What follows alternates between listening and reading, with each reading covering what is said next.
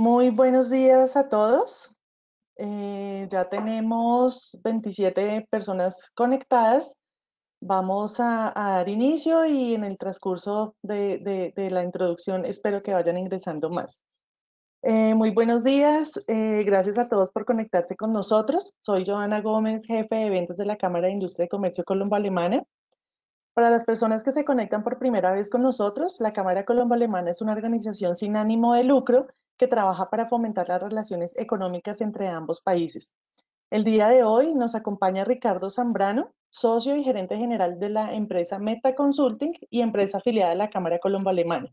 Su intervención de hoy será con un tema de optimización de modelos de compensación en tiempos de COVID-19.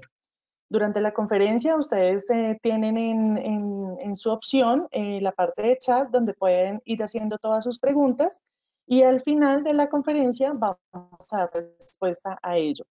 Esperamos que disfruten este encuentro.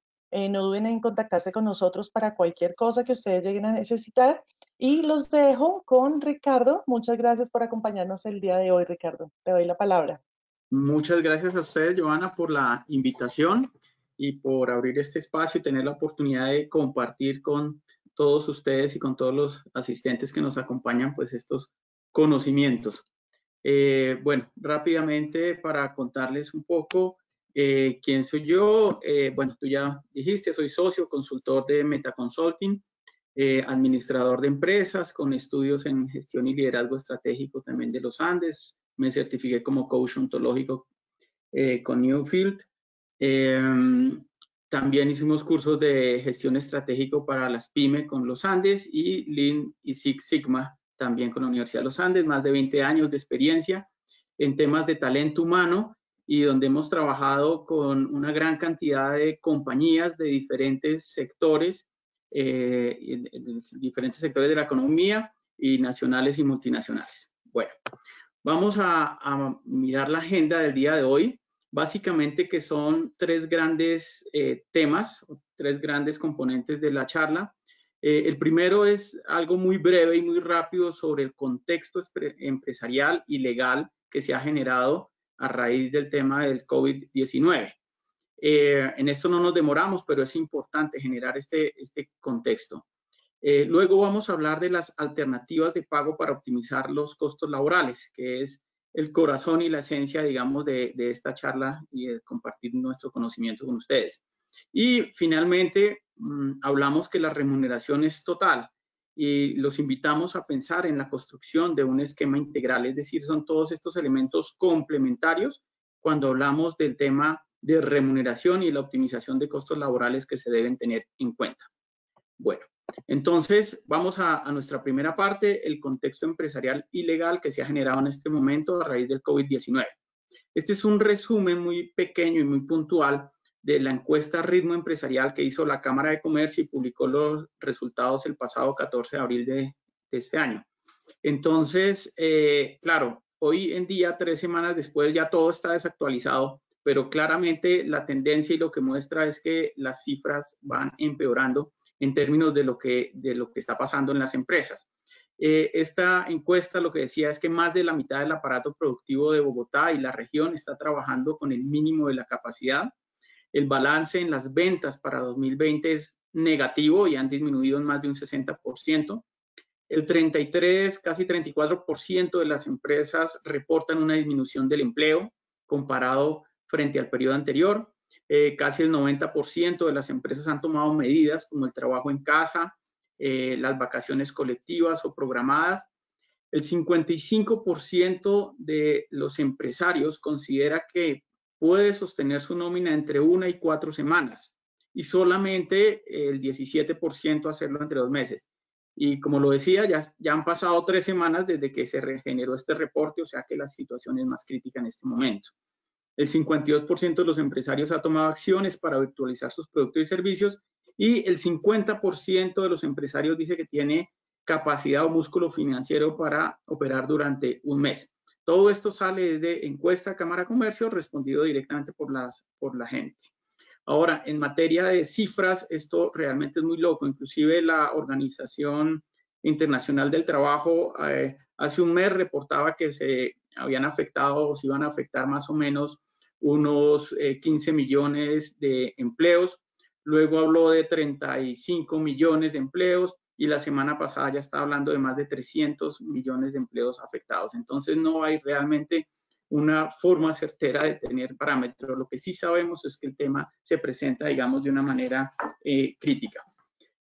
Esta frase que la dijo en días pasados justamente el director general de la OIT, la traemos a colación porque nos parece realmente importante y fundamental. ¿Qué dice el director general? Las respuestas políticas deben concentrarse en proporcionar ayuda inmediata a los trabajadores y las empresas a fin de proteger los medios de vida y las empresas económicamente viables, especialmente en los sectores más afectados y los países en desarrollo.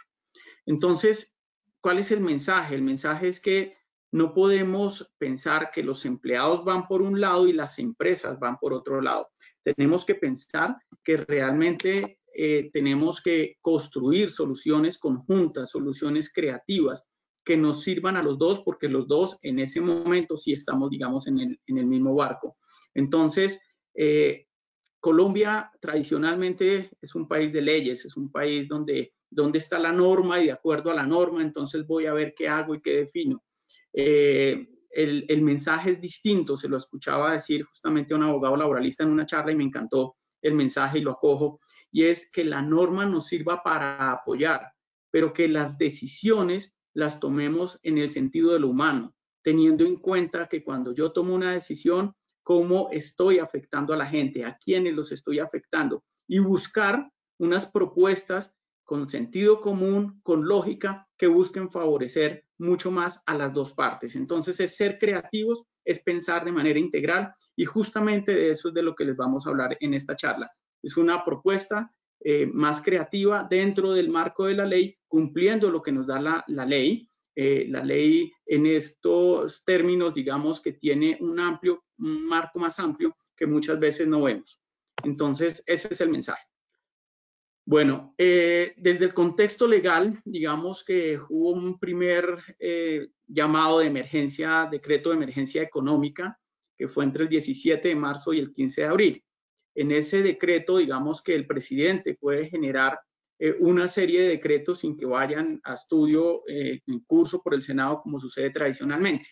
En ese periodo se expidieron más de 72 decretos. La emergencia económica terminó, sigue la emergencia ambiental o como quiera que se determine, que es el tema de salud. Ya ha llamado para hacer una nueva emergencia económica y generar nuevos decretos. Pero en este momento quiero resaltar es el decreto 21 del 17 de marzo de 2020 del Ministerio de Trabajo, la circular 021, donde hace referencia a los elementos que da la ley y, digamos, enmarcados en la situación actual. Entonces, primero, el trabajo en casa, segundo, el teletrabajo, tercero, la jornada laboral flexible, cuarto, las vacaciones anuales anticipadas y colectivas, y quinto, los permisos remunerados. Digamos, simplemente para acotar que a veces se genera un poco de confusión el trabajo en casa y el teletrabajo. Básicamente que el trabajo en casa habla desde una connotación ocasional o temporal, donde el empleado dice, mire, voy a trabajar en casa hoy o tengo unos días de trabajo en casa, que es distinto al tema del teletrabajo, que tiene todo un marco legal, donde debe haber unas condiciones de seguridad laboral, donde debe haber unas condiciones de conexión, de ergonomía, bueno, unos requisitos que se deben cumplir para que haya teletrabajo. Ahora, ¿qué sucede? Que como este trabajo en casa es permanente, podría tener la connotación de teletrabajo, y lo que dijo el ministerio fue no, va a ser trabajo en casa para no entrar en toda esa rigurosidad del tema del teletrabajo.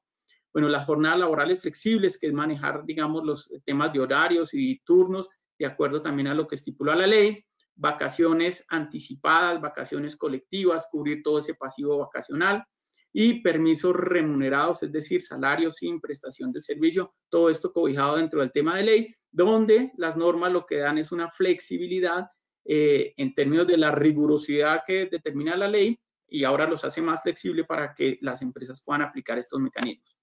¿Qué está sucediendo en las empresas? Entonces, las empresas básicamente que han aplicado todo lo que han podido de lo anterior, han hecho de todo, y como veíamos en la encuesta de ritmo empresarial, el 90% tomó el tema de las vacaciones y los horarios y demás. Pero ¿qué sucede? Que las vacaciones se acaban, ya el pasivo vacacional al día, ya lo anticipado que más se anticipa, el flujo de caja se agota, no hay ingresos suficientes para las empresas o no hay ingresos en el caso de algunas, y las empresas entonces van a tomar medidas más drásticas, básicamente en un tema de optimización de costos, donde la nómina es uno de esos rubros importantes que hay que mirar porque tienen un peso importante. Entonces, ¿qué otras medidas se han tomado? Licencias no remuneradas, importante la connotación, que sean por solicitud del trabajador. Esto no es de manera unilateral de la empresa hacia el trabajador, sino que tiene que ser acordado y es el trabajador quien solicita esa licencia no remunerada y la empresa, digamos, la concede.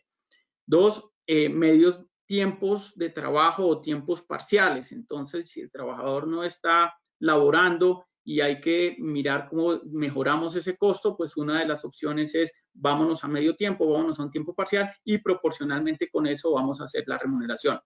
Tercero, la disminución de salarios. Y de este punto es que vamos a hablar ahora más adelante, por eso lo tenemos, digamos, que subrayado. Y terminación de contratos, que también hay que tener mucho cuidado, pero digamos que las empresas en muchos casos se han visto abocadas a terminación de contratos, a no renovación de contratos que terminan a término fijo, etcétera.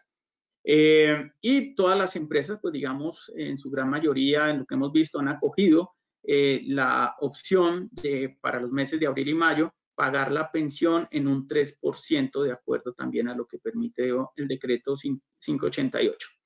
Bueno, esto nuevamente en contexto general. Entonces, vámonos a la segunda parte de la charla, que es, bueno, ¿cuáles son esas alternativas para optimizar los costos laborales? Entonces, para llegar allá, primero vamos a hablar de cómo está compuesto el ingreso total cuando hablamos de remuneración total en las empresas. Primero está el salario básico mensual, luego hablamos de otros pagos garantizados, entonces está el salario, están las prestaciones legales y las prestaciones extralegales que puedan tener algunas compañías, pero todos son pagos garantizados. Luego vamos a un tercer renglón donde están los pagos garantizados, pero también aparecen unos conceptos de remuneración variable, pueden ser unos bonos por resultados, comisiones, incentivos económicos. Todos esos tres, digamos, apartes donde va evolucionando el tema de remuneración total, son conceptos monetarios. Y llegamos a otro nivel donde aparecen los pagos garantizados, los pagos variables, pero además todo el tema de beneficios, donde nosotros los segmentamos en beneficios tradicionales, beneficios a la carta, beneficios emocionales. Y aquí quiero subrayar algunas, hablan de salario emocional. Hay que tener mucho cuidado cuando hablamos de salario en Colombia, porque salario tiene unas implicaciones contraprestacionales, seguridad social y para fiscalidad. Entonces, hablamos nosotros de beneficios emocionales y les decimos cuidado con el tema de hablar de salario emocional. El nombre es muy bonito, pero lamentablemente el tema legal cuando hablamos de salario tiene otra connotación en la que tenemos que cuidarnos. Bueno, entonces vamos a ir viendo vamos a recorrer sobre todo el tema del componente integral. En la primera parte vamos a hablar del tema del salario. Entonces, para contextualizar rápidamente, el salario ordinario, pues es lo que recibe el trabajador como contraprestación de los servicios prestados e implica un pago en prestaciones sociales, seguridad social y parafiscales. Siempre están esos tres componentes asociados a eso que yo llamo salario. Por ley hay un mínimo establecido en Colombia que para el año 2020 son 877.803 pesos. Yo no puedo pagar un salario por debajo del salario mínimo, no por una jornada completa. Sí puedo hacerlo si la jornada es distinta, pero ese es el salario mínimo de ley en Colombia. Está el salario integral, que como ya lo conocen ustedes, básicamente que es el salario que ya incluye todo ese factor prestacional de primas, cesantías, intereses de cesantías, pero incluye también todo ese tema de recargos y otro tipo de cosas que puedan estar asociados al tema del salario ordinario. Y como está definido, es el equivalente a 10 salarios mínimos legales más un 30% que se considera factor prestacional para llegar en este momento a un valor de 11.411.439. Simplemente ahí tener claros esos conceptos porque más adelante vamos a tener que ver con ellos. Entonces, la primera pregunta y lo que subrayábamos era bajar el salario. La gran pregunta que muchos se hacen es, ¿pero el salario se puede bajar de acuerdo a la legislación laboral vigente en Colombia? Entonces, la respuesta es sí, sí se puede bajar, pero siempre que sea pactado por mutuo acuerdo entre las partes. Digamos que ese es el gran requisito. No se puede bajar de manera unilateral. Yo, empresa, no le puedo decir al trabajador, entonces, señor Ricardo, a partir del 1 de mayo, su salario es tanto que es menor. Si yo no estoy de acuerdo, eso no es viable y eso puede generar un potencial problema. Lo que sí podemos es llegar a un mutuo acuerdo. Entonces, la empresa me llama, revisamos las condiciones, por qué se está dando esta situación y podemos acordar entre los dos de manera expresa. Tenemos que dejarlo en blanco y negro, este nuevo acuerdo, a través de un otro contrato, y podemos, digamos, que llegar a un acuerdo de bajar el salario. Y ya muchas empresas, digamos, que lo han hecho, pero otras todavía tienen la inquietud. Bueno, dentro del marco legal es muy importante, para lo que vamos a ver más adelante, que tengamos claro este artículo del Código Sustantivo de Trabajo, que es el que determina qué pagos pueden ser no constitutivos de salario. Entonces voy a leerlo. Nosotros lo tenemos, no sé si se alcanza a visualizar, pero en diferentes colores, porque son 4 grandes segmentos los que constituyen este artículo. La primera parte dice, no constituyen salario las sumas que ocasionalmente y por mera liberalidad recibe el trabajador del empleador, como primas, bonificaciones o gratificaciones ocasionales, participación de utilidades excedentes de las empresas de economía solidaria. Entonces, hasta aquí es el primer apartado. Lo resumimos en bonificaciones, ¿de acuerdo? O gratificaciones ocasionales y mera liberalidad. Son los 2 grandes componentes que resaltamos de este primer segmento, ocasional y mera liberalidad. Continuemos. Y lo que recibe en dinero o en especie, no para su beneficio, ni para enriquecer su patrimonio, sino para desempeñar a cabalidad sus funciones, como gastos de representación, medios de transporte, elementos de trabajo y otros semejantes.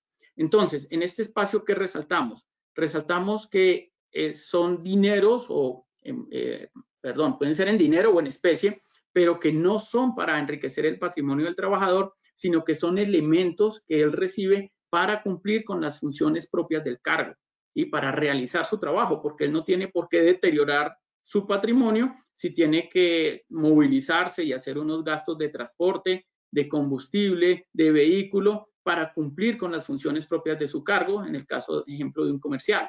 Entonces, pero tampoco es un dinero que lo va a enriquecer, sino simplemente es un gasto de compañía. Tercer componente, tampoco las prestaciones sociales de que tratan los títulos 8º y 9º. Entonces, las prestaciones sociales, como lo sabemos, la prima, la cesantía, los intereses de cesantía, no son salario, están asociadas a eso que se llaman salario, pero no son salariales. Es decir, sobre la prima yo no pago pensión, ni salud, ni para fiscales, ni la prima se base para la misma prima, no. Entonces, son prestaciones sociales.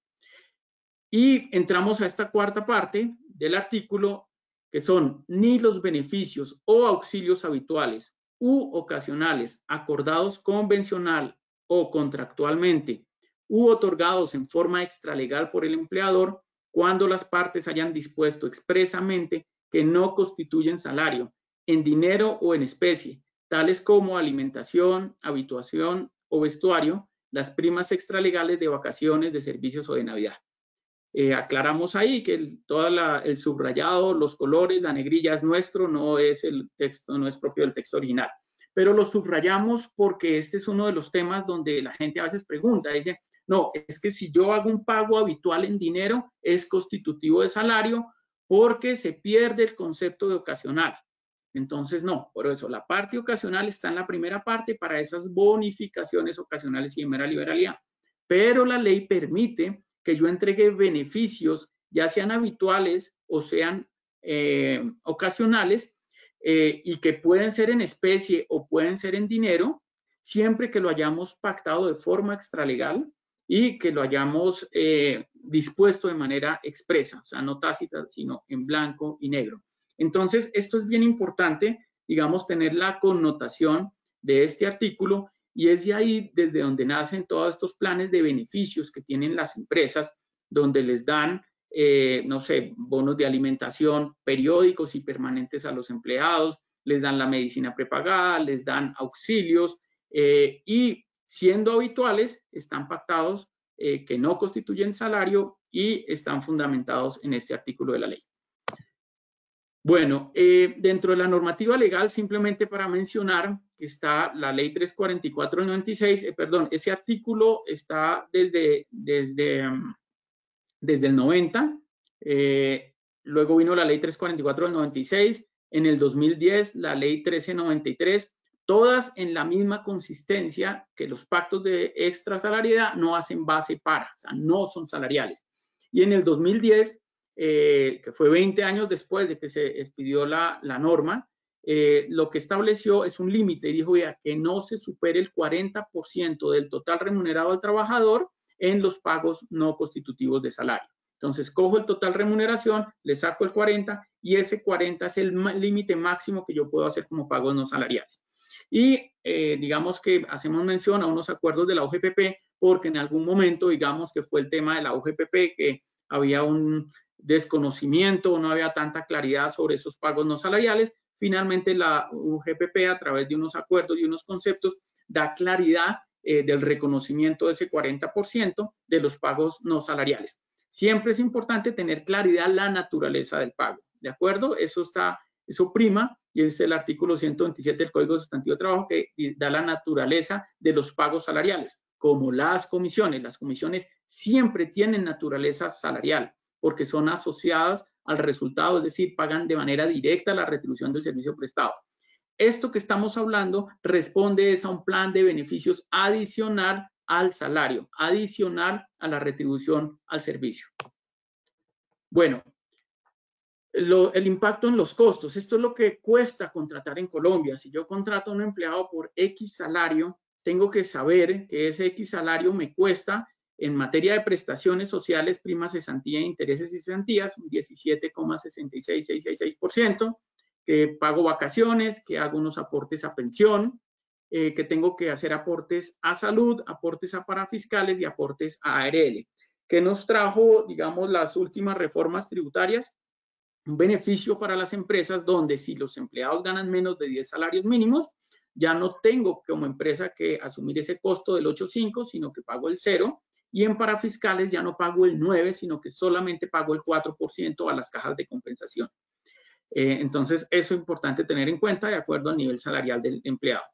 En estos tres últimos conceptos es desde donde logramos unos ahorros en un modelo de pago que ustedes habrán escuchado, que es el de conocido comercialmente como remuneración flexible o compensación flexible. En todos los demás ítems, en la globalidad, cuando yo disminuyo los salarios o hago un efecto de salarización, voy a lograr un ahorro. Entonces, teniendo la de esto, vamos a ver cuáles son esas alternativas, ya teniendo homologados los conceptos para mirar de qué es que vamos a hablar en los ejemplos que les vamos a mostrar y en las alternativas que estamos proponiendo. Entonces, primero, ¿qué pasa cuando se disminuye el salario? Entonces, en el lado izquierdo de la pantalla vemos el salario. El salario tiene un costo laboral que ya vimos cuál era. Ahora, si el salario es menor a 2 salarios mínimos, tengo que hacer el pago además de la dotación, tengo que tener en cuenta el subsidio de transporte, bueno, otros componentes que me inflan ese costo laboral. Pero aquí tengo ese costo laboral. Si la premisa, la empresa dice, mire, necesito tener ahorros para poder alargar, digamos, esta situación, mantener el empleo, mantener, digamos, darle oxígeno a la empresa mientras entramos nuevamente en el ciclo de recuperación. Y la cifra que se ha analizado es necesitamos ahorros del 25% en la nómina. Y ya hemos hecho todos los análisis además y las medidas por los otros lados donde se puede optimizar el ahorro en la empresa. Entonces, si yo bajo los salarios en un 25%, disminuyo el salario también en un 25% y digamos que tengo el ahorro, por un lado, por el menor salario que le voy a pagar a la gente, pero por el otro lado tengo un ahorro con ese menor costo laboral porque mi costo laboral ahora está asociado a ese nuevo salario.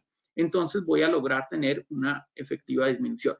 Eso es disminuir el salario, que ustedes ya lo conocen, ahí no hay nada nuevo. La alternativa de remuneración flexible, básicamente, que lo que dice es, entonces, yo parto de ese salario y esto, digamos que se maneja hace mucho tiempo, lo que propone es, bueno, vamos a hacer una recomposición donde eso que se llama salario lo vamos a bajar un 35%. Entonces, vamos a tener una mezcla 65-35. Cuando yo bajo eso que se llama salario, bajo los costos laborales. Pero en eso que se llama salario, de cara al empleado, como ya lo vimos, el empleado tiene o recibe sus prestaciones sociales, su prima, sus cesantías, sus intereses, además su cotización a pensión, además sus vacaciones, además que pasan una liquidación de contrato, etcétera, etcétera. Entonces, lo que propone siempre remuneración flexible es que cambio salario, entrego una plantilla de beneficios y todos esos elementos que, entre comillas, se descompensan por bajar ese salario, eso que llamamos salario, los vamos a entregar al trabajador, se lo vamos a compensar vía, digamos, la parte de pensión y prestaciones sociales, vía aportes voluntarios, digamos, el mecanismo tradicionalmente que se utiliza es un fondo voluntario de pensiones, para hacer esos aportes, para que no se deteriore su pensión de vejez, para que no se desmejore su tema de la prima, cesantía e intereses de cesantías. Entonces, realmente el ahorro que se logra aquí es un costo marginal en el costo laboral dependiendo el salario que tiene el trabajador.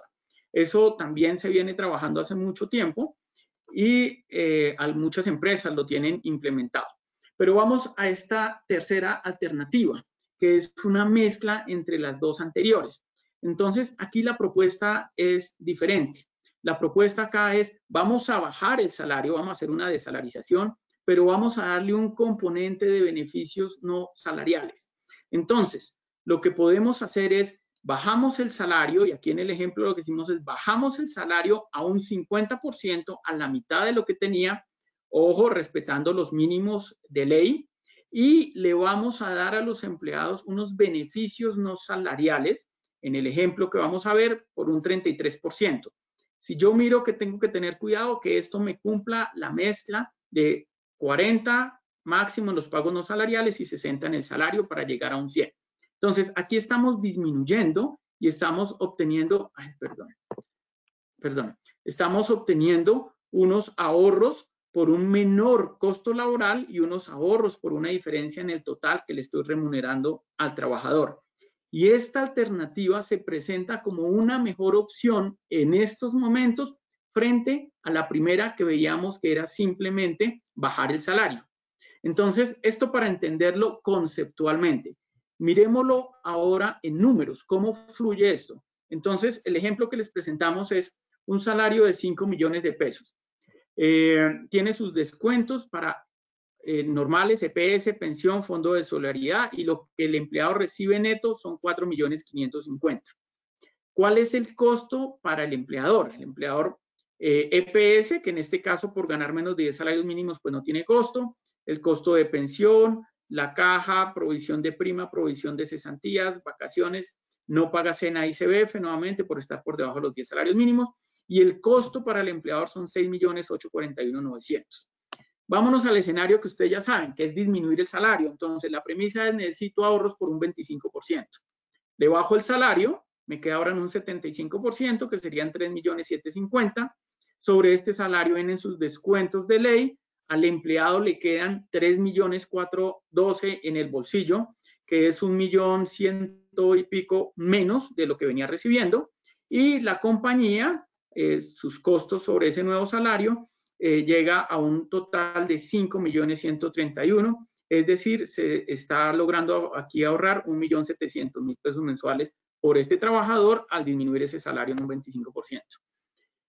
La alternativa 2, que era el tema de flexible en COVID, básicamente remuneración flexible, como lo decíamos, lo que hacemos es recomponer este salario en dos. Aquí nos quedaríamos con el 65 y aquí con el 35. Para efectos decimos en COVID, ajustamos un poquito menor estos beneficios no salariales, buscando que garantizarle casi que el mismo ingreso neto al trabajador. Entonces, tengo salario, tengo beneficios y tengo complemento de la parte de las prestaciones sociales. Porque acordémonos que sobre esto que no es salarial, yo no tengo ninguna obligación de pagar prestaciones sociales, ni seguridad social, ni para fiscales. pero el trabajador, para que no se vea afectado en materia prestacional, hago una compensación vía aporte fondo voluntario.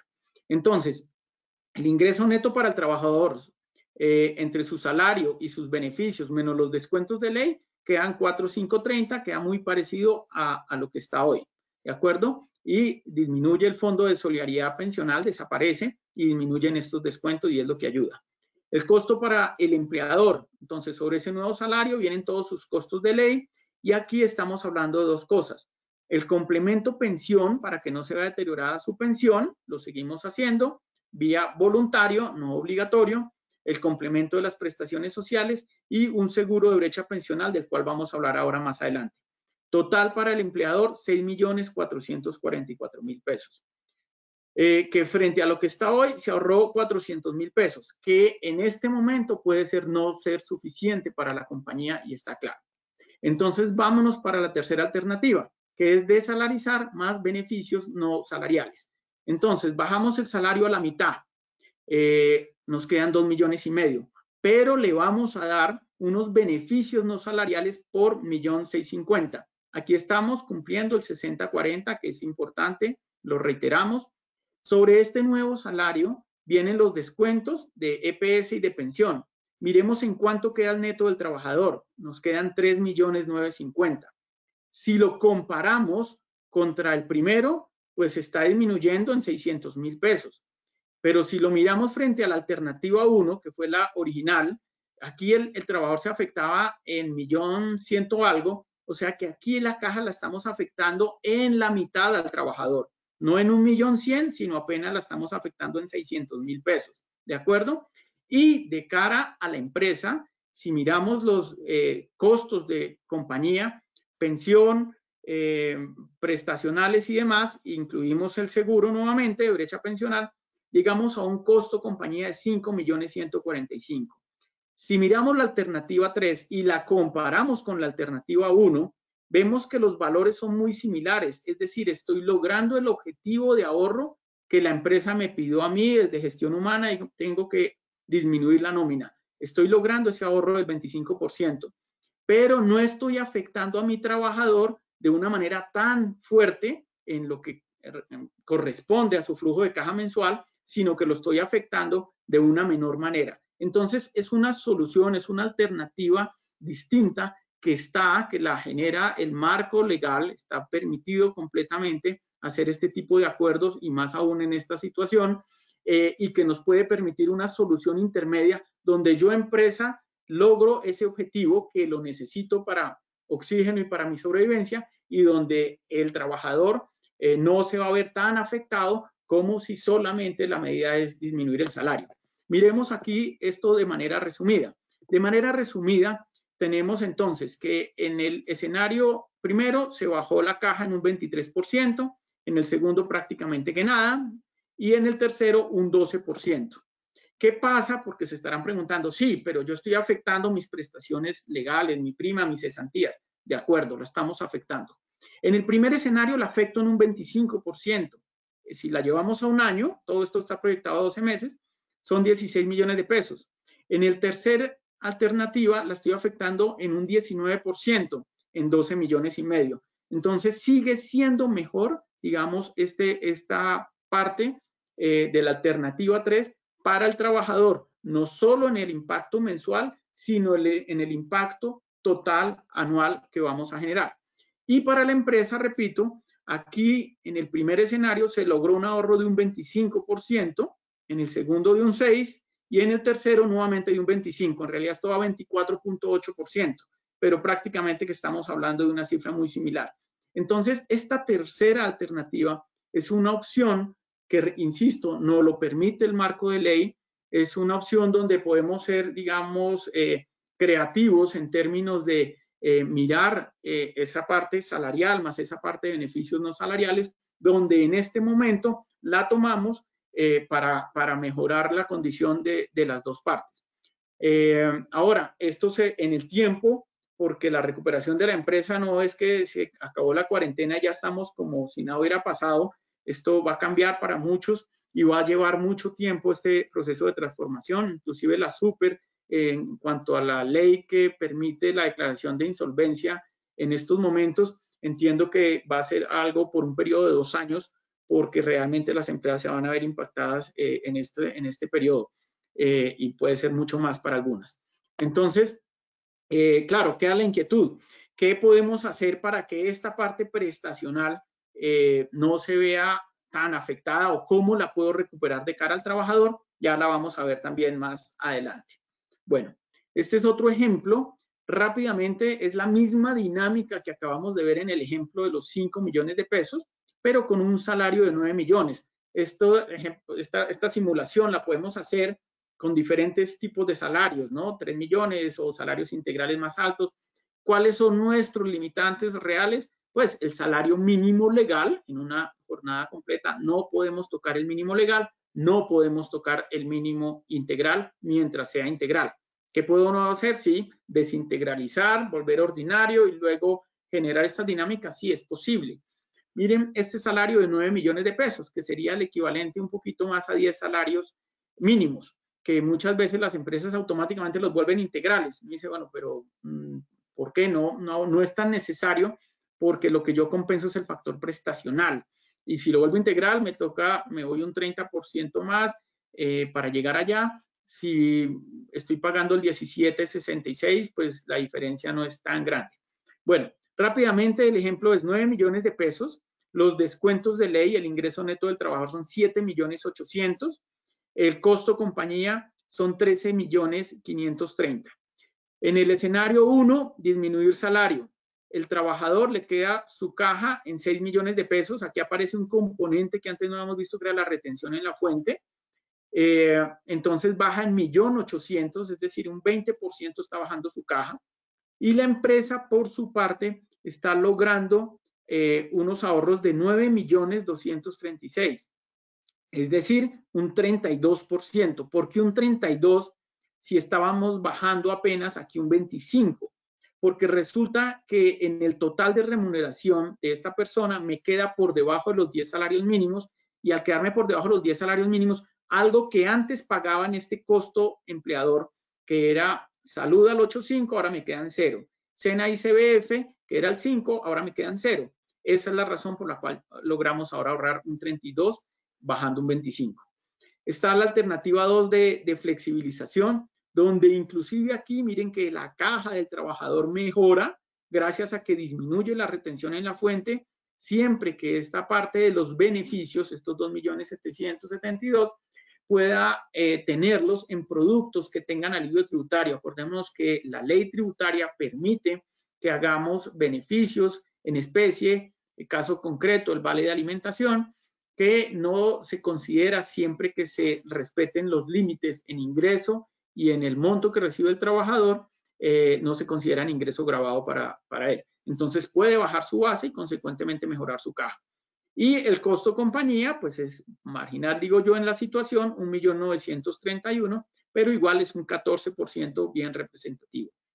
Y en la tercera opción, entonces tenemos salario más beneficios, bajamos el salario a la mitad, aumentamos un valor de beneficios, la caja del trabajador se afecta en 825.000 pesos, que es menos de la mitad de lo que se afectaba cuando le disminuía el salario. Apenas estoy afectando un 9% comparativamente frente a un 20%.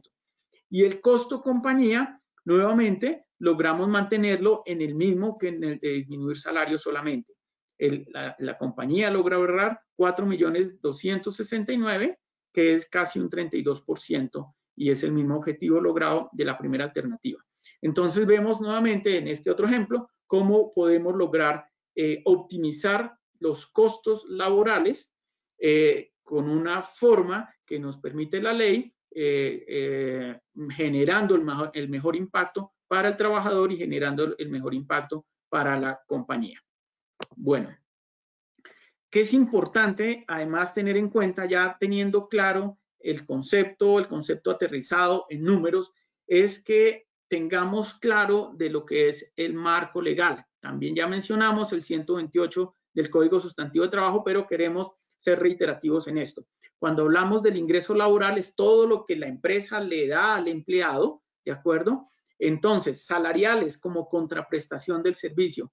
y no constitutivos de salario cuando entre las partes acordamos un plan de beneficios o unos auxilios o esos otros pagos complementarios que lo que van a responder es a un complemento, una mejora en la calidad de vida del trabajador y los pactamos como no constitutivos de salario. Entonces, si yo preguntara, que en las charlas que siempre hoy digo, bueno, los bonos que se dan de alimentación, ¿son salariales o no son salariales? La mayoría responde, no, son salariales. Otros dicen, depende, y la respuesta correcta es depende. ¿Depende de qué? Cómo los dejé acordados, cómo hice ese pacto, ¿de acuerdo?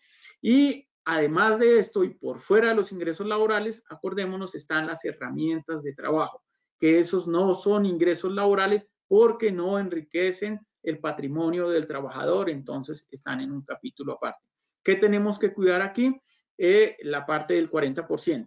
Y aquí en la mitad, para recordar, tenemos el tema de la DIAN, que dice el tema tributario. Dice, a mí si es salario o no es salario, ese no es mi tema. Mi tema es si se llama ingreso. Entonces tenemos que mirar que cuando yo doy eso no salarial, tengo que mirar qué me define la ley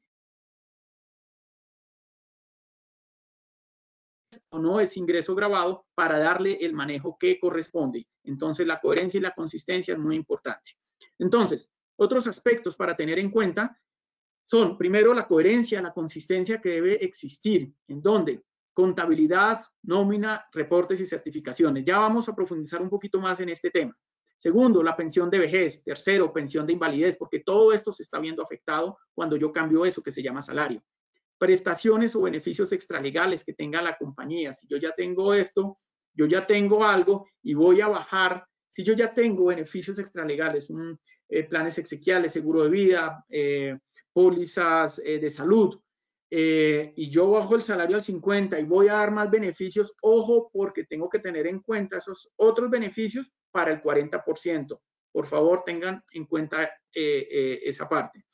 Terminación de contratos sin justa causa, sobre cuánto va a quedar mi liquidación o mi indemnización. Vacaciones, horas extras, incapacidades y portafolio de beneficios. Son solo algunas de las cosas que debemos tener en cuenta cuando cambiamos eso que se llama salario. Vamos a profundizar básicamente sobre las 4 primeras, como para tener un mejor contexto en este sentido, porque nos parecen las más relevantes, siendo todo relevante. Consistencia y coherencia. Entonces, lo que yo diga que voy a hacer y que lo hago desde nómina y lo hago desde el tema laboral, donde desde lo laboral genero ese pacto de extrasalariedad y afecto el tema de seguridad social, de parafiscalidad y demás, tengo que ser consistente en el documento que firmo, pero de la misma manera coherente en cómo lo voy a reportar en términos de los conceptos de nómina y en términos de las cuentas en contabilidad. Entonces, en contabilidad tienen que cruzarme y tengo que ser muy consistente en lo que dije. Si antes era en gasto que va en mis cuentas, en el gasto laboral, pero antes iba en salarios, ahora la cuenta salarios se nos parte una en salarios y otra en beneficios no salariales que hacen parte del mismo pago laboral. Pero por el otro lado viene el tema tributario. ¿Cómo voy a reportar yo en medios magnéticos? ¿Cómo voy a generar esa certificación de ingresos al trabajador? Tengo que ser totalmente consistente. Entonces, laboral, fiscal, de acuerdo a la ley, deducibilidad del gasto para la compañía, que es lo que le interesa, porque los salarios son deducibles. Si yo voy a manejar beneficios no salariales, ¿son deducibles o no? Sí, pero tengo que tener esa claridad de cómo los voy a manejar y reportar con toda claridad y con toda transparencia, porque, insisto, esto lo permite la ley. Esto no es esconder ni darle un manejo distinto a nada de lo que me permite el marco legal. Y entonces soy consistente en la administración, en contabilidad, en nómina, y cuando el trabajador me pida un certificado, un reporte, ¿qué le voy a certificar? Porque antes hablábamos de salario, ahora tenemos que hablar de total ingreso, porque está incluyendo un salario más unos beneficios que son claramente certificables. Entonces, nuevamente, aquí está el know-how y la filigrana, digamos, de la implementación de un buen esquema, ya sea de salario más beneficios o de remuneración flexible. Hemos visto cómo empresas cogen un otro sí, lo montan, pero en esta parte no son consistentes, y cuando viene una revisión, una auditoría externa, empieza a ver las inconsistencias, porque por un lado me dice una cosa, en nómina hay una cosa, en contabilidad hay otra, y ante la inconsistencia, pues nada, perdió. Entonces, por favor, es el llamado a hacerlo muy bien, porque aquí está esa gran filigrana de hacer un esquema consistente. Tema pensional.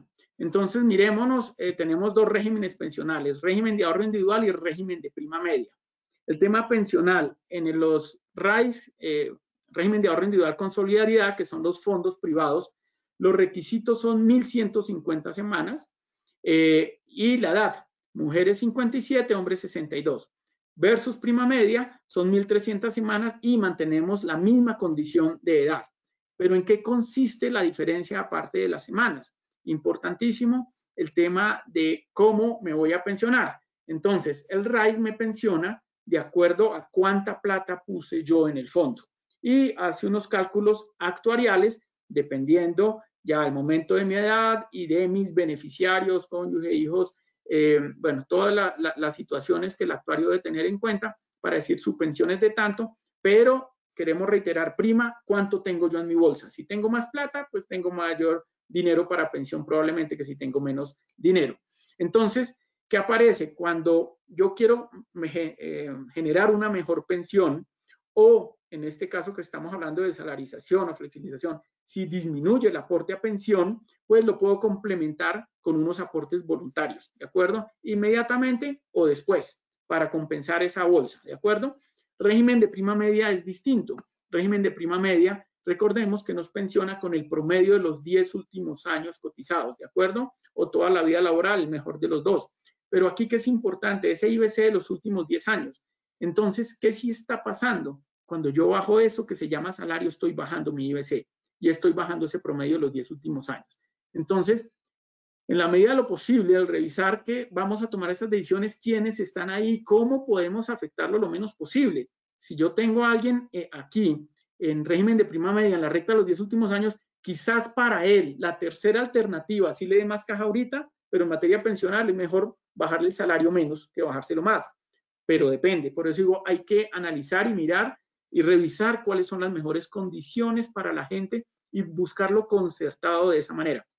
Ahora bien, también mucha gente dice, no, es que en prima media me iba mejor y están ahí porque el RAIS. Esta es una situación de coyuntura donde uno revalúa porque dice, vea, el RAIS me puede, si me baja el salario, me puede dañar mi promedio en prima media versus el RAIS, que realmente puedo volver a recuperar y en los últimos años no es tan impactante como el ahorro que hice, digamos, a lo largo de mi vida laboral. Entonces, yo siempre invito, cuando me dicen qué es mejor uno que el otro, hay que analizar, hay que conocer cómo funcionan y tener, digamos, claridad en todas las condiciones. Entonces, ¿qué sucede acá cuando hablamos de pensión de vejez y hablamos de invalidez? En invalidez, esto es el escenario de ley. El empleado aporta el 4, la empresa el 12, eso nos da un 16. De ese 16%, si nos vamos por el lado de arriba, que es el salario, un 11.5 llega a nuestra cuenta de ahorro individual. Y el otro 4.5 se distribuye aproximadamente a 1.5, a veces varía un poquito más, un poquito menos, en fondo de garantías de pensión mínima, en pago a una aseguradora. Todos los afiliados a los fondos de pensiones tenemos una aseguradora en caso de pensión de invalidez o de sobrevivencia y los gastos de administración del fondo. Entonces, aquí vamos a estar cubiertos sobre eso que se llama salario, pero sobre la parte no salarial, sobre los beneficios no salariales o simplemente si se bajó el salario, estamos generando una brecha, hay una disminución de ese ingreso base de cotización y en caso que suceda una invalidez, Dios no lo quiera, o una pensión de sobrevivencia, el sistema lo coge sobre el IBC. Entonces, aquí la propuesta siempre es, tomemos una póliza de vida de brecha pensional que me cubra esa disminución de salario, esa disminución de IBC para la eventualidad, repito, Dios no lo quiera, de un tema de derecho a una pensión de invalidez o pensión de sobrevivencia. Socialmente la invitación a ser responsables. Yo lo cuantifiqué dentro de los costos y vea que la diferencia no era mucho entre la opción 1 y la opción 3. Y en la opción 3 está cuantificado ese seguro. Pero si toman la opción 1, también pensemos en ese seguro, porque socialmente estamos en una situación de exposición, está el tema de la vida, están las familias, entonces si podemos cubrirlo, no es un costo muy significativo, pero sí es significativo los beneficios y lo que representan tener esa cobertura para los empleados. Entonces es un punto donde resaltamos. Bueno, digamos esto hasta aquí generando ese contexto de los 10 elementos, digamos que resaltamos esos. Pero hablamos de la remuneración total. Recordémonos de nuestro cuadrito. Entonces vamos a hablar rápidamente aquí de lo que son el pago variable y algo en materia de beneficios, de reconocimientos e incentivos. Entonces, cuando hablamos de remuneración total, lo primero que hablamos es, primero, tener un salario equitativo. O sea, hagan todos los temas de estructura salarial en su momento para realmente que haya un pago en equidad. De salario más beneficios compensados, en el tema de remuneración flexible que mencionamos, remuneración variable, planes de beneficios, lo llamamos nosotros Happy Tools, las empresas o en el mercado es el tema de felicidad en el trabajo, planes de reconocimiento de incentivos y planes de bienestar. Son algunos de los elementos que recogen lo que llamaríamos nosotros la remuneración total. Entonces vamos a hablar de los tres que tenemos en negrilla. Cuando hablamos de remuneración variable, ¿de qué estamos hablando? De un sistema de pago. Y cuando hablamos de un sistema es que hay que estructurarlo metodológicamente, porque sistemas mal estructurados o modelos mal estructurados encontramos muchas veces nosotros en las compañías. ¿Qué busca ese sistema? Que reconozca a las personas el logro sobresaliente en el cumplimiento de unos resultados que están asociados a unos indicadores y a unas metas que se han definido.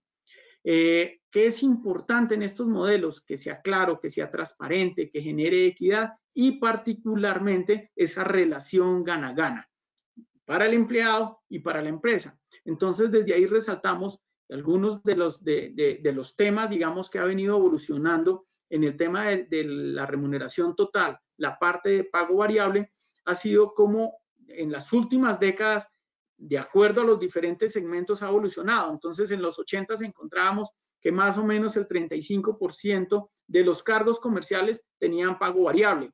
Hoy ya encontramos que estamos hablando del 95% de los cargos comerciales tienen pago variable, si no el 100%, pero encuentra uno todavía una que otra excepción.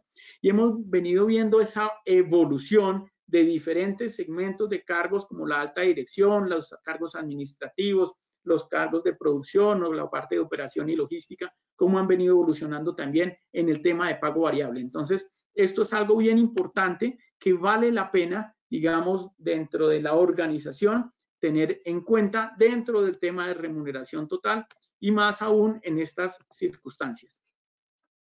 Ay, perdón. Ya. ¿Qué beneficios le vemos a este esquema? Primero, que es una invitación a que el empleado piense como el socio.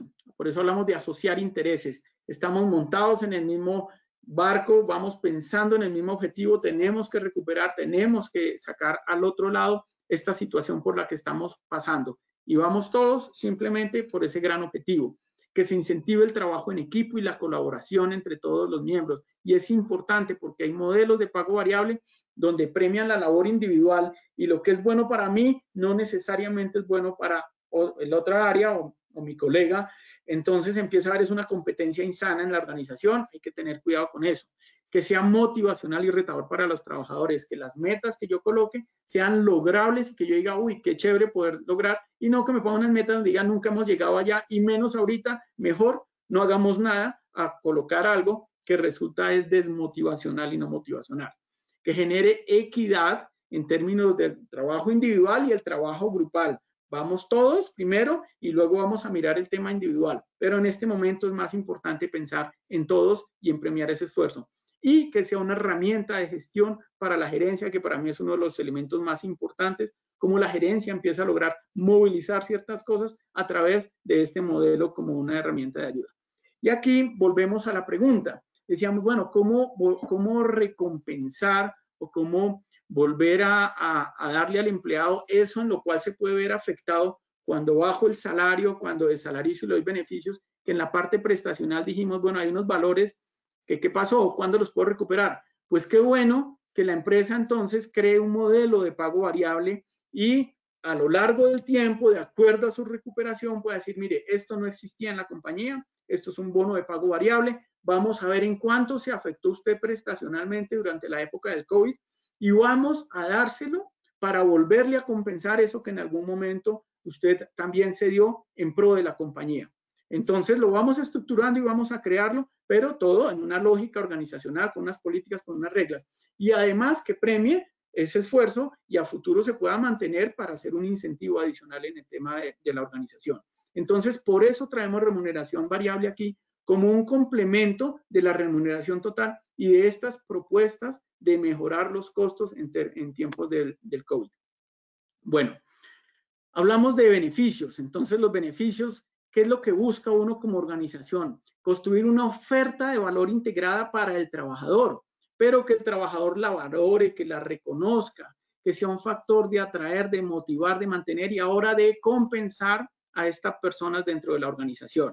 Entonces, hablamos de beneficios tradicionales, beneficios, digamos, que los conocemos un poco más en las organizaciones. Ahorita hacemos mención de unos. Beneficios a la carta, que es cuando yo tengo un cupo de beneficios para el trabajador y dentro de ese cupo y un portafolio predefinido por la compañía, yo puedo entrar a elegir lo que más me interesa y lo que más me conviene, porque no siempre tenemos la misma situación o los mismos intereses. No siempre a mí me interesa una medicina prepagada, pero a mi compañero al lado de su familia sí. Yo la tengo eventualmente por otro lado. Entonces, hay beneficios donde la empresa los da a veces y que no necesariamente generan el valor que queremos. Entonces, qué chévere que yo pueda tener un cupo, yo elijo dentro de un portafolio de tal manera que genero esa valoración. Muchas veces en las empresas llegamos y preguntamos qué beneficios tienen y la gente no menciona mayor cosa. Luego va uno a talento humano y le muestran todos los beneficios y uno dice, ¿qué pasó? Importante es que no se vuelva paisaje. Hay que comunicar, pero también hay que ser muy asertivos en la forma de establecer este plan de beneficios para los empleados. Y hablamos de los beneficios emocionales, que aquí hablamos más del tema balance, vida, trabajo, de todos esos conceptos motivacionales que no necesariamente significan un costo o una erogación fija mensual para la compañía. Sí tienen unos costos en muchos casos, pero son unos costos, digamos, puntuales y realmente colaterales, pero que impactan más el tema de la emocionalidad, más el reconocimiento, muchas veces más en tiempo. Entonces está a veces la tarde de cumpleaños, está un banco de tiempo para luego que los empleados hagan uso de este. Bueno, hay un montón de cosas emocionalmente que no tienen mayor costo económico, pero que sí tienen una representación importante para los empleados. Aquí un listado rápido de lo que son esta parte de los beneficios. Entonces, si hablamos de los más tradicionales, los aportes institucionales a pensiones voluntarias, seguros de vida y accidentes personales, pólizas de cobertura de brecha pensional, como las que mencionábamos anteriormente, planes de medicina complementaria, plan de capacitación, vales de alimentación, auxilios económicos, seguros y planes exequiales. Otros, como seguro de automóvil, un tema de transporte de gasolina y este que resaltamos en rojo, plan de educación para los hijos de empleados. Esto es algo nuevo que trae la reforma tributaria, que si bien está pendiente de reglamentar, la ley ya lo definió y realmente, y en estos momentos quiero resaltar esto, porque para aquellos empleados de mayores ingresos, donde sabemos que el tema impositivo es muy fuerte, la ley, la nueva ley de financiación, trae un artículo que específicamente habla de un beneficio tributario para los empleados, siendo gasto para las compañías y ya está escrito en blanco y negro. Si bien tiene un asterisco de reglamentación, igual conocimos el proyecto, el decreto de reglamentación que hizo el gobierno el año pasado y realmente es algo que tiene mucho valor y ayudaría mucho a mejorar el flujo de caja a los trabajadores vía el tema impositivo y que, insisto, como en todo lo que he dicho, está dentro del marco legal. Y beneficios de alta gerencia, temas de vehículos, vía leasing o renting, clubes, viajes, préstamos y planes de ahorro condicionados. Es por mencionar simplemente algunos conceptos rápidamente de las opciones de beneficios. Bueno, y finalmente, ya casi para terminar, hablamos del tema de reconocimiento e incentivos. Entonces, básicamente, quiero leer la descripción de lo que es el reconocimiento que nos regala nuestro aliado de fábrica de risas, expertos en este tema, y tiene una gama súper bonita de opciones de reconocimiento para los empleados y personalizados, que es importante. ¿Y cuál es el concepto? Una expresión abierta de aprecio de una persona hacia un colaborador, un colega o un grupo, cuando sus comportamientos o actividades tienen un impacto positivo sobre lo esperado, que ayuda a la empresa a conseguir sus metas de negocio y organizaciones. Entonces, vean que simplemente estamos hablando de una expresión de reconocimiento, de aprecio sobre algo que hizo bien, pero algo que esperábamos. Entonces, voy a dar un ejemplo. Cuando se llega a veces a las oficinas y está doña María, que es la señora del aseo, y simplemente yo le digo, doña María, buenos días, este piso le quedó súper bonito hoy, muchas gracias. Eso es lo que tiene que hacer María, para eso le están pagando, pero el que se lo diga, eso le hizo el día a María. María le reconocieron que el piso le quedó muy limpio. Son ese tipo de expresiones a lo que estamos hablando de reconocimiento. Pues estoy mencionando una pequeña, pero son muchas las formas y las dinámicas de reconocimiento. El reconocimiento no tiene valor económico, sino específicamente motivacional, emocional, que propone al trabajador o lo dispone en una mejor forma para realizar su trabajo. Y en estos momentos, digamos que cobra una vigencia mucho más importante por todo lo que estamos viviendo entre empresas y trabajadores como uno solo. Aquí resaltamos donde muchos líderes, líderes de áreas creen que solamente las personas están esperando el reconocimiento en términos de ascenso o dinero, pero no. Mucho de lo que hemos encontrado nosotros a través de encuestas y de lo que hemos visto es que son gestos de confianza, buen trato, ser apreciados como personas y como trabajadores, no ser ignorados, recibir una retroalimentación constructiva, interés y reconocimiento de su trabajo, recibir crédito que merecen, o sea, no están esperando que les reconozcan por algo que no merecen, no espera que le diga le quedó bonito el piso cuando está feo, no, quedó bonito cuando le quedó bonito, se lo merece. Políticas, reglas claras y debidamente comunicadas, y este es uno de los factores increíblemente que encontramos en las empresas cuando la gente dice, pero es que dicen una cosa, luego dicen otra, no nos comunican, no nos enteramos por radio pasillo. Entonces, importantísimo tener claro eso porque eso es una forma de realmente reconocimiento y motivacional para los empleados. Comunicación abierta, continua y honesta. Vamos, esto simplemente para dar un esbozo porque en este momento necesitamos también de la mano con los mecanismos que estamos viendo, trabajar de la mano con los trabajadores y tener muy al día, muy atentos con la parte del reconocimiento a ellos. Y para finalizar, estas tres frases, digamos, de Henry Ford, de Richard Branson y de Derek Bock, donde quiero resaltar en particular la de Richard Branson. Dice, forma bien a la gente para que pueda marcharse.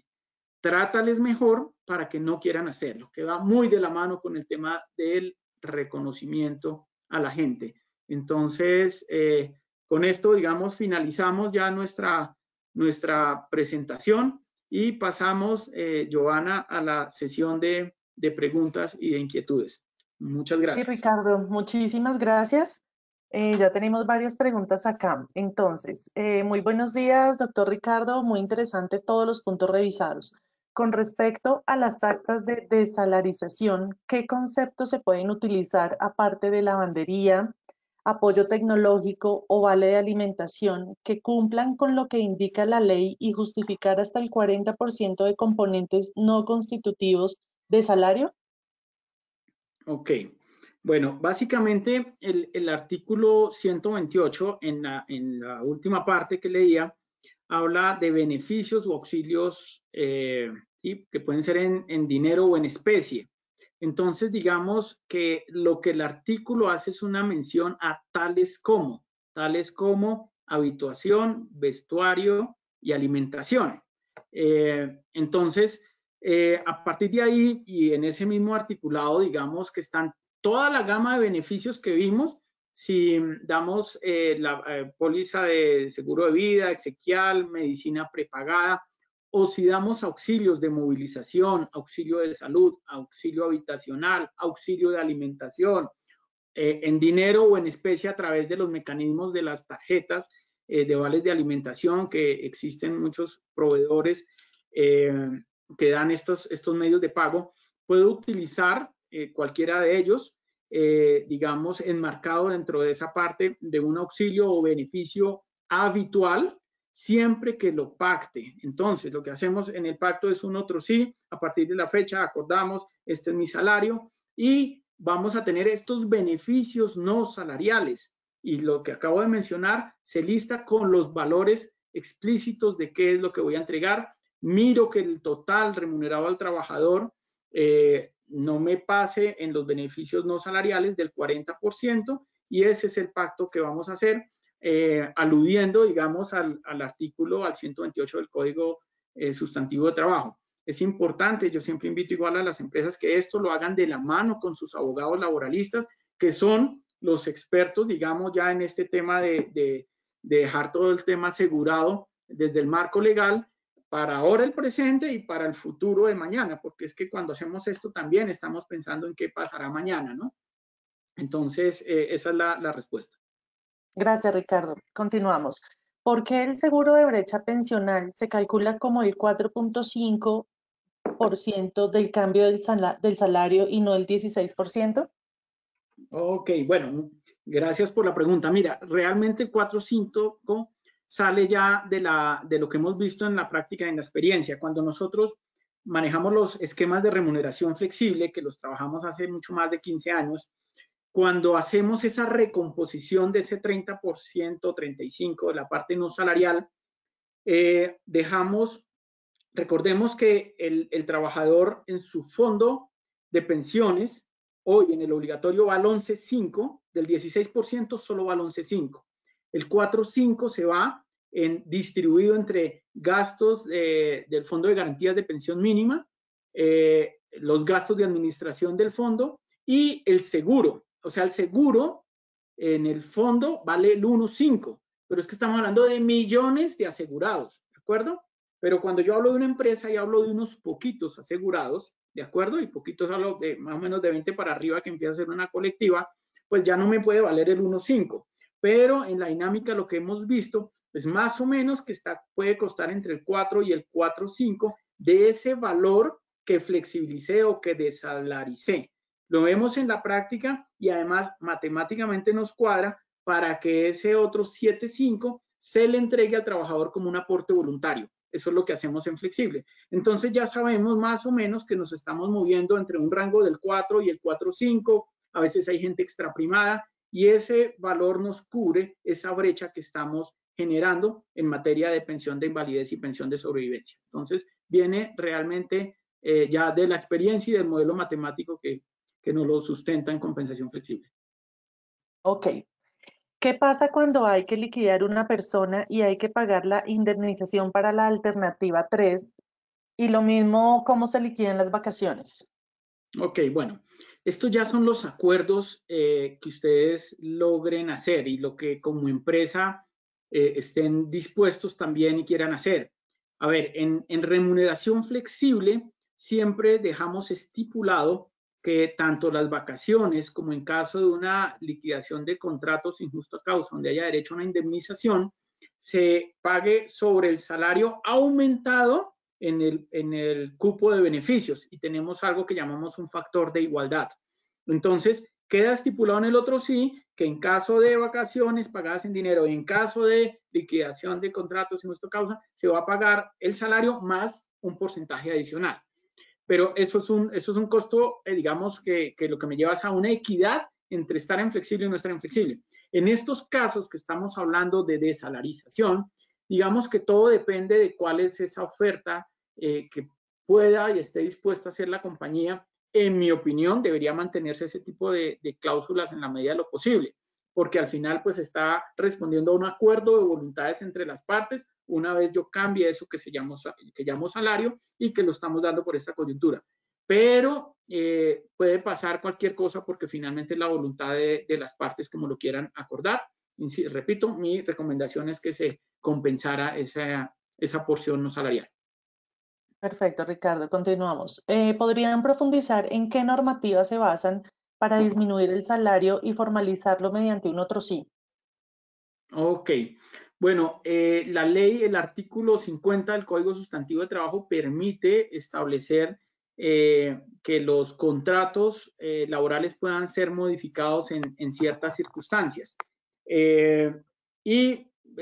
Por lo demás, pues son los pactos ya de extrasalariedad que mencionábamos en el artículo 128. Entonces, citaría esos dos artículos, digamos, como marco en términos de ley, si se puede hacer. Pero siempre ha estado estipulado que es una voluntad de las partes. Sí quiero ser enfático en algo, y es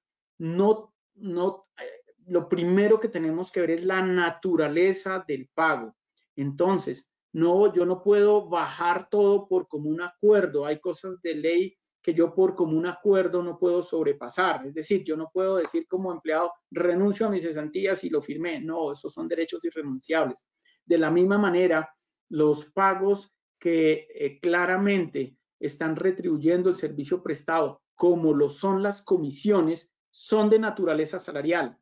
Por más que yo las pacte como no salariales, no lo puedo hacer, estaría por encima de la ley. Esos pagos son retributivos del servicio claramente, porque el día que yo hago, que yo vendo, que yo cumplo, recibo el pago, pero si yo no vendo, no recibo el pago.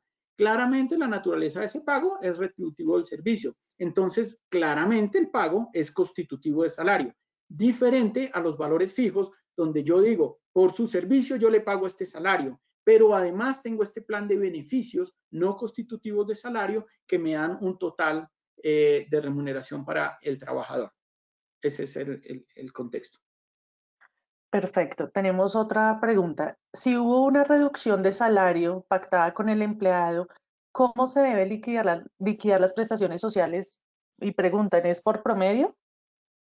¿Me repites, por favor? A ver si hubo una... Si hubo una reducción de salario pactada con el empleado, ¿cómo se deben liquidar las prestaciones sociales? Ah, ok, ya. Sí, por promedio. Es decir, si yo tenía enero, febrero y marzo mi salario full al 100 y a partir de abril, mayo y junio cambió a un 70, pues cuando voy a liquidar mi prima, lo voy a calcular básicamente por promedio. Y así funciona para el tema bueno, para el tema de todo lo que tiene que ver con las primas, porque las cesantías al final del año, si la norma define si hubo cambios de salario en los 3 últimos meses o no, para definir si se toma por promedio o se toma con el último valor pagado para la parte de las cesantías. Entonces, hay que tener en cuenta nuevamente ese impacto para mirar cómo lo pongo yo de cara al trabajador, y por eso es que en los ejemplos nosotros les mostrábamos que una cosa es la inmediatez del flujo de caja, pero otras son las consecuencias que tienen las prestaciones, que hay que hacer esos cálculos, hay que tenerlos claros, hay que dejarlos ver al trabajador, porque el experto, el que sabe de salarios y de nóminas somos nosotros.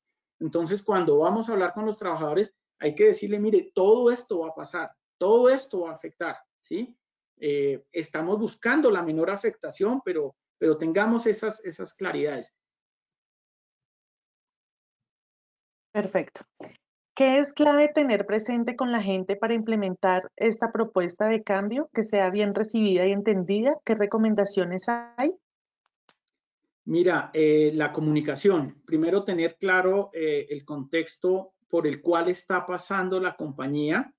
La gente, digamos, en las empresas uno ve de todo, ¿no? Las empresas que son con una comunicación abierta en sus empleados en términos de resultados, que saben todo el tiempo cómo van. Hay otros que no les gusta mostrar y compartir y socializar sus resultados. Entonces, pero la invitación en estos momentos es a comunicar. Mire, estábamos en esto, está pasando esto, consecuencia de las medidas que se han generado toda esta situación del COVID. Le escuchaba a unos abogados en una charla que no es el COVID per se, son las medidas que se han tomado para contener el COVID, los que generan esta situación, digamos, de emergencia y de contingencia para las compañías. Entonces es comunicar y decir, estamos en esta. Las opciones que como compañía tenemos son estas. Si seguimos así, nos vamos a la quiebra y hay que cerrar. Podemos todos contribuir haciendo este sacrificio, tomando estas decisiones que hemos calculado y que vemos que si nos vamos por este lado, podemos lograr tener esta forma de oxigenar, de sobreaguar y volver a recuperarnos. la comunicación es clara, todos creo que lo sabemos, hemos visto la información de lo que está pasando en las empresas, de los auxilios que trata de dar el gobierno. Entonces, frente a esa situación, ya uno lo pone en blanco y negro y las personas deciden. No es la primera vez que pasa, históricamente ha pasado en muchas compañías multinacionales inclusive, donde en situaciones de crisis, y me acuerdo hace unos años, sector automotriz, primera plana, mire, tenemos esta situación, necesitamos bajar salarios, porque esta es la situación. ¿Estamos de acuerdo? Los que no están de acuerdo, pues no, y no vamos a continuar con ustedes. Los que están de acuerdo, continuamos y ya, pero es comunicación clara y abierta. Perfecto. Quisiera saber cómo, ay, se me corrió esto un momento, por favor, qué pena. Quisiera saber cómo aplicaría el modo de desalarización para los empleados temporales. ¿Habría alguna diferencia teniendo en cuenta que legalmente el empleador es temporal? Pues básicamente que ya depende del contrato que yo tenga con y hacia la temporal, porque al final pues yo le digo a la temporal es cuánto le voy a pagar y cómo le voy a pagar. Entonces ya sería, digamos, acordar con la temporal esa nueva situación para que a su vez en el contrato temporal empleado, digamos que se haga de la misma manera. ¿Sí? Es igual que yo tengo un empleado temporal de tiempo completo, hay que mirar el tipo de contrato que tengo también en ese sentido, si es por duración, si es por hora, etcétera. Pero yo hablo con la temporal, si lo necesito medio tiempo y le digo ahora necesito medio tiempo y entonces la temporal me lo pasa medio tiempo. Entonces, en esos mismos términos de este ejemplo, lo traduciríamos a los nuevos modelos de compensación que yo pueda proponer a los empleados. Ok, Ricardo, gracias. ¿Los colegios podrían ofrecer alternativas para pago de pensiones a través de mi nómina? A ver, entiendo esa pregunta. ¿Los colegios podrían contemplar pago de Ofrecer. pensión? ¿Los Ofrecer. colegios podrían ofrecer alternativas para pago de pensiones a través de mi nómina? A ver, si yo soy un colegio, le ofrezco a mis empleados que paguen la pensión de sus hijos a través de la nómina. No sé si lo estoy entendiendo bien, pero pues si es así, sí se puede. Claro que se puede esa opción. De hecho, hay muchos que la tienen, donde a los hijos de los trabajadores y en las universidades tienen unos beneficios especiales para sus hijos, ya sea descuentos de pensiones y demás. En ese contexto de colegio. En el otro contexto, que es algo que mencionaba y es el nuevo artículo de la ley, es para que las empresas paguen las pensiones de los hijos de los trabajadores directamente a los colegios y eso genere un beneficio tributario, pero es desde la empresa pagándole a ese tercero que se llama colegio o universidad y sí viene a ser parte del plan de beneficios que la empresa le da a los empleados, pero es otro tema diferente. No sé si respondí bien la pregunta dentro de lo que logré entender. Bueno, esperemos qué nos dice Adriana Clavijo respecto a esta respuesta. Gracias, Ricardo. ¿A partir de qué salario se recomienda la compensación flexible? ¿A partir de qué salarios? Mira, Ah, eso mira, depende. nos está diciendo Adriana Clavijo que sí, que está ok, que muchas gracias. Listo. Te repito la pregunta. ¿A partir de qué salario se recomienda la compensación flexible? A ver, yo siempre digo que todo depende. ¿De qué? ¿Cuál es mi objetivo al ofrecer un plan de remuneración flexible? Porque las últimas reformas tributarias del 2012 hacia acá, cuando se diseñó el CRE en esa primera reforma tributaria, empezó a aparecer una exención de ahorro para las empresas por los empleados que ganaban menos de 10 salarios mínimos. Entonces ya no tenían que pagar, como ya lo mencioné, EPS full y no tenían que pagar SENA y CBF, que era parte del ahorro que le generaba flexible. Entonces el ahorro de flexible se volvió un poco más pequeño cuando los empleados ganaban menos de 10 salarios mínimos. Entonces el impacto alto para la empresa está de 10 salarios mínimos para arriba.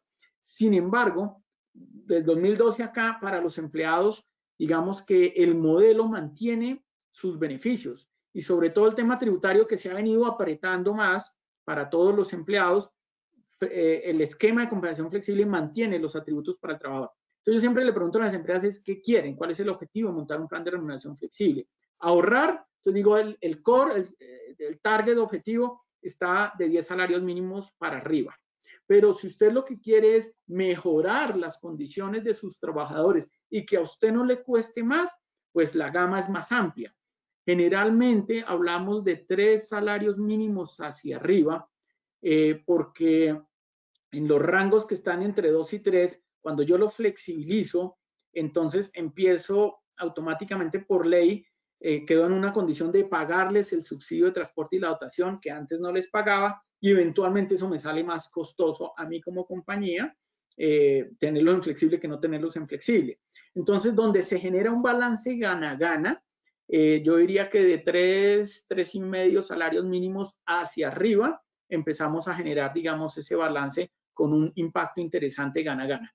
Pero repito, siempre la pregunta es qué es lo que yo busco con flexible. Y siempre que yo quiera mejorar la posibilidad de pagarle más a mis trabajadores sin que a mí me cueste más, sino que por el contrario tengo un ahorro que puede ser más grande o más pequeño, remuneración flexible es una muy buena alternativa.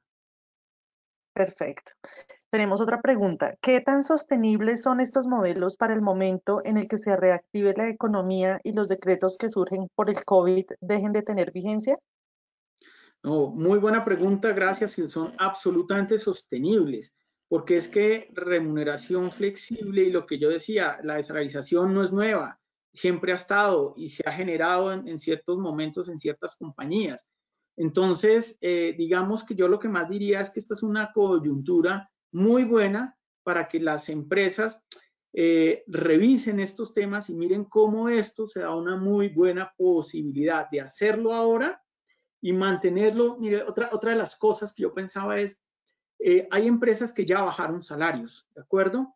Y cuando uno dice cuando regresemos a la normalidad, entonces, ¿cuál es la normalidad? Pero más allá de eso, ¿cuándo va a ser? Entonces, para mí el planteamiento es el regreso va a ser gradual. Y no es que yo hoy bajé 20% en salarios y ya en unos meses puedo subir al 100%. Va a ser gradual. ¿Y cómo es la mejor forma de regresar gradualmente? Pues impactando lo mejor posible a mi trabajador, es apenas pueda, le aumento de ese 20 que le bajé, le aumento, pues en vez de aumentarle el 10 salarial, si puedo aumentarle un 10 salarial o un 5 salarial, más bien le aumento un porcentaje más alto, pero vía beneficios no salariales. Y en la medida que pueda, le voy aumentando la parte compensatoria de pensión y de prestaciones sociales. ¿Por qué? Porque eso es menos costoso para mí como compañía, pero más representativo para mi trabajador. De tal manera que yo puedo lograr, en la medida que me recupere, lograr tener una proporción de salario y beneficios que inclusive mejore la condición con la cual partimos hoy en el COVID y nos bajamos. Repito, esta situación, estos planteamientos, no es que por el COVID se den como si fueran nuevos, no. El COVID nos está generando una situación donde todos estamos mirando posibilidades y decimos, mire, la ley siempre ha estado aquí. Miren que los decretos que yo mencioné que ha sacado el gobierno fueron teletrabajo, trabajo en casa, vacaciones anticipadas, porque no hay nada distinto. Y los decretos que yo menciono para la optimización son los que son leyes que siempre han estado, son artículos de ley, tienen fuerza de ley, ¿sí? Que son la ley 50 del 90 con el artículo 128 del Código Sustantivo de Trabajo, la ley 344 del 96, la ley 1393 de 2010 y los decretos, para estar claros, con el tema de la UGPP. Entonces, la sostenibilidad es total y hay algo también importante en muchos temas que hemos visto y revisando, digamos, nos sorprende un poco que no hemos visto este tipo de planteamientos que estamos presentando hoy y que, por supuesto, siempre la invitación es revísenlo con los abogados laboralistas. Estamos nosotros para acompañarlos en lo que necesiten de los análisis, pero está todo dentro del marco de ley, ahora y a futuro. Gracias, Ricardo. Tenemos un par de preguntas más. ¿Cómo impacta la compensación flexible en caso de invalidez? Bueno, por eso insistimos en el tema de la póliza de la brecha, de brecha pensional, porque si hay una invalidez, vamos que habríamos que mirar el tipo de invalidez. Hay invalidez con derecho a pensión e invalidez sin derecho a pensión. Entonces, vámonos a la invalidez con derecho a la pensión. Entonces, la norma lo que dice es que se mira el grado de invalidez y de acuerdo al grado de invalidez, si es superior al 50%, le da ese derecho a pensión de invalidez y establece unos porcentajes también. ¿Cómo se calcula? Se calcula sobre el ingreso base de cotización. Si yo disminuí ese ingreso base de cotización, generé una brecha, ¿de acuerdo? En caso de pensión de invalidez. Entonces, esta brecha es la que buscamos cubrir con la póliza de vida de brecha pensional. Por eso es que en los ejemplos nuestros, tanto en flexible como en la alternativa 3, pero aún si fuera la alternativa 1, decimos, tengamos esa póliza. Uno que le da a la, no todas las aseguradoras tienen esa póliza, también es importante, esa póliza de brecha pensional. ¿Qué hace la aseguradora? Toma el salario al 100%, toma el nuevo salario o el porcentaje que usted salarizó, la edad de la persona, el género de la persona, el tema de riesgo, digamos, general de trabajo y de compañía, y hace un cálculo actuarial de cuánto es el valor para cubrir en esa brecha pensional. Y recordemos, no es igual hombres que mujeres en términos de seguros. Y ellos dicen, mire, el valor asegurable es tanto dinero. Esa es la brecha, esto es, de acuerdo a su edad, a su género y al valor. Bueno, hay una declaración de asegurabilidad que es uno de los factores importantes, que usted sea asegurable. Y con eso, si llegara a suceder esa eventualidad de invalidez, pues por un lado la empresa hace la reclamación al sistema de seguridad social, ya sea la ARL o sea a quien corresponda. Bueno, el tema, en realidad ya sería el tema de pensiones sobre la invalidez y de acuerdo al ingreso base de cotización le van a decir este es el valor de la pensión de invalidez. Y por el otro lado, en la aseguradora, es decir, con lo que ya fueron los resultados de acá, usted los pasa a la aseguradora y le dice, mire, ya se decretó, ya hicieron todos los estudios, hay una pensión de invalidez y el seguro le dice, listo, aquí está su seguro de invalidez y tome el valor que tenía asegurado por invalidez, que ya usted define ese monto, si lo va a tasar mensualmente, si lo va a invertir para tener una rentabilidad mejor, bueno, lo que quiera hacer, pero lo importante es que estamos dando esa cobertura. Listo. En una empresa que tomó la opción del pago de 3% de pensión, ¿qué impacto tendrá en las semanas cotizadas y en el histórico de aportes en pensión? Bueno, ese tema yo tengo como las dos versiones, ¿no? A ver, lo que dice el decreto es que no hay impacto en las semanas cotizadas, se siguen contabilizando las semanas. Si usted está en el fondo privado, pues lo va a impactar porque va a recibir menos plata en el fondo privado. Si usted está en Colpensiones, en principio no lo va a impactar porque le van a cotizar su promedio sobre los 10 últimos años, entonces le van a coger 2 meses antes. ¿Sí? De que cumplió los 47 si es mujer o los 52 si fue hombre, o cotiza 2 meses más para coger los 10 últimos años.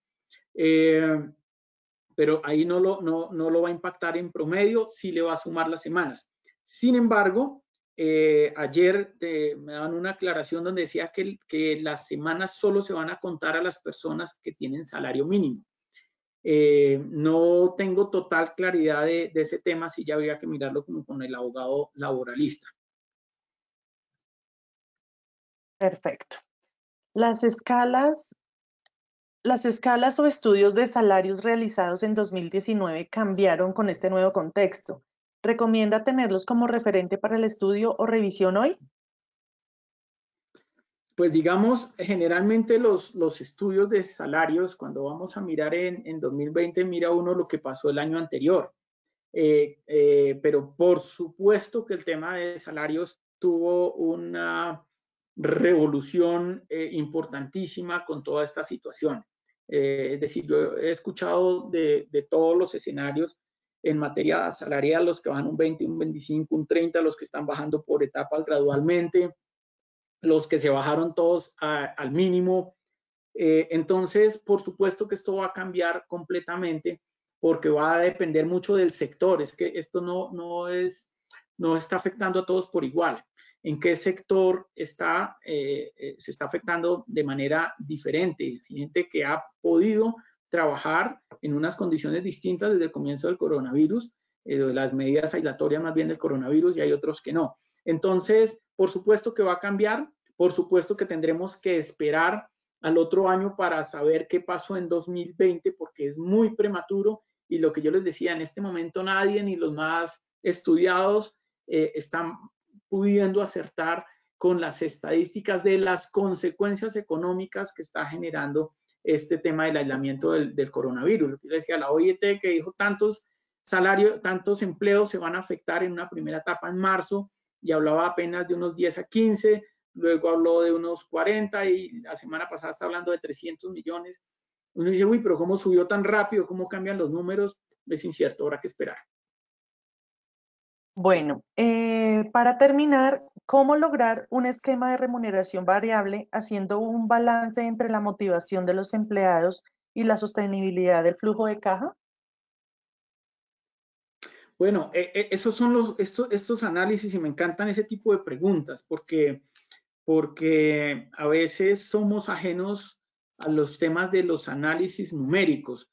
Entonces, si yo voy a montar un modelo de pago variable, tengo que mirar cuál va a ser esa oferta que yo puedo hacer en términos de pago de bono a mis empleados, pero cuál va a ser el costo para la compañía en caso de que lo logre o medio lo logre o de acuerdo a los pisos, a los techos que ponga, como establezca mi modelo, cuál va a ser esa consecuencia. Entonces, lo primero sí es hacer muy bien los análisis numéricos para ver si lo que yo puedo ofrecer lo puedo cumplir y mantiene ese balance gana-gana para la organización y para los empleados. Entonces, esto va muy de la mano con el área financiera, con la gerencia general, para estar clarísimos y no ir a proponer cosas que no se van a cumplir.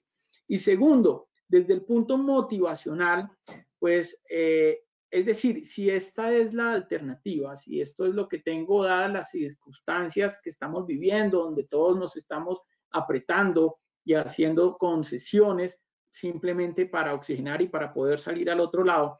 Y esta es una opción que me da la empresa dentro de sus análisis, pues lo importante es la comunicación y lo importante nuevamente es que el modelo tenga unos objetivos y unas metas que sean cumplibles y que yo pueda mostrar al trabajador, mire, es que esto es un modelo gana-gana.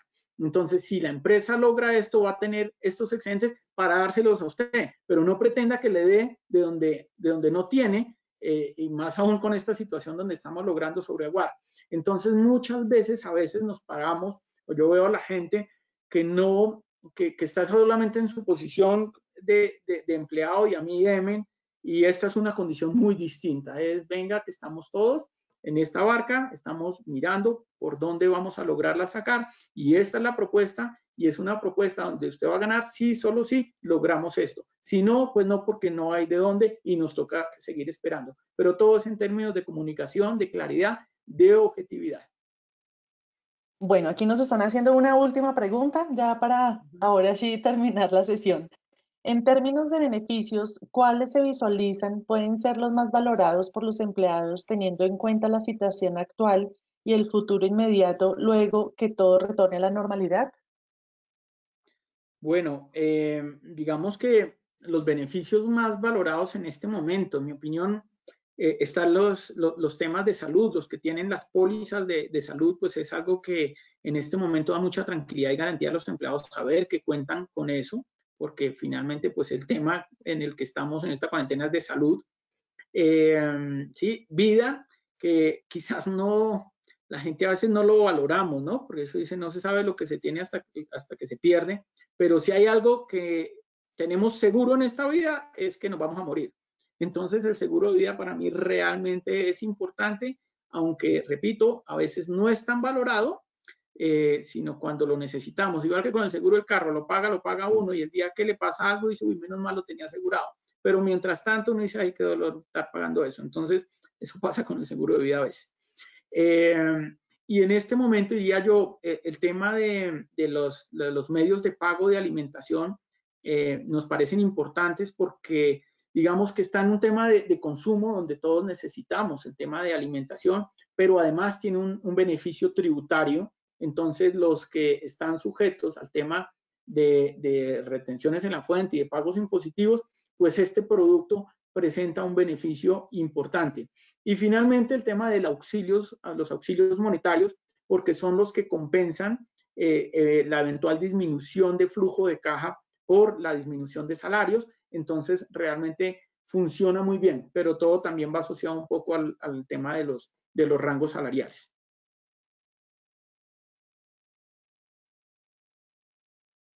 Bueno, perfecto, Ricardo. Hemos terminado ya con toda la serie de preguntas. Estuvieron muy activos. Muchas gracias a todos. Ricardo, mil gracias por habernos acompañado en esta sesión tan interesante.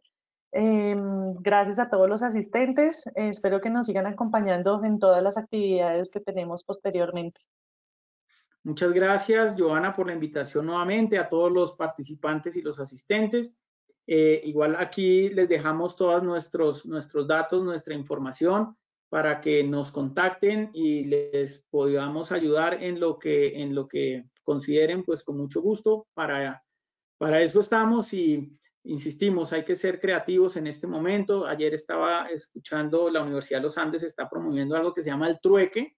No he entrado a mirar exactamente qué es, pero me parece el concepto súper interesante y es un intercambio de servicios entre unos y otros que, bueno, hay que ver. Entonces, estamos absolutamente disponibles en lo que podamos ayudar. Cualquier inquietud adicional nos pueden escribir con mucho gusto.